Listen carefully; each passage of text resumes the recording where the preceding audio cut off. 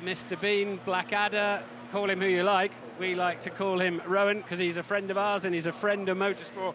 If I can just get through I've got this backpack on, I don't want to rip off with all the electronics on it. How are you? How are you? Haven't seen you all week. Here we are again. So, the Indian Grand Prix. I don't know about you, but there's a lot of energy for me going on here. Yeah, I mean, these grids get more and more crowded. I've only been on a couple of them, but this is the most crowded. And there's, I think it's been a remarkable achievement, actually, the Indian Grand Prix so far.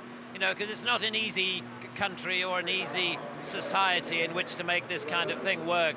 And I think they've done remarkably well. So far so good. I had some slightly Indian traffic this morning on the way in, just slightly Indian. What, about 2 hours or something? Yeah, it took a couple of hours to get in. But we got here and on time, and everyone seems to be bright and optimistic, so that's good.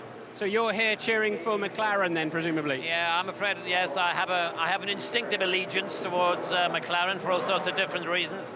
And I think we're in a pretty good place. You don't know how it's going to go.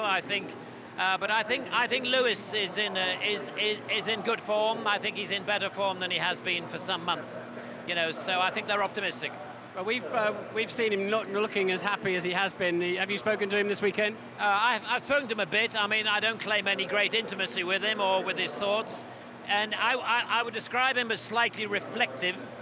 But that's not a bad thing. It's a kind of optimistic reflection rather than a depressive reflection. So I think the future is bright for him. Okay, let's hope the future is bright for the Indian Grand Prix. It's wonderful to see you again. Let's see if we can.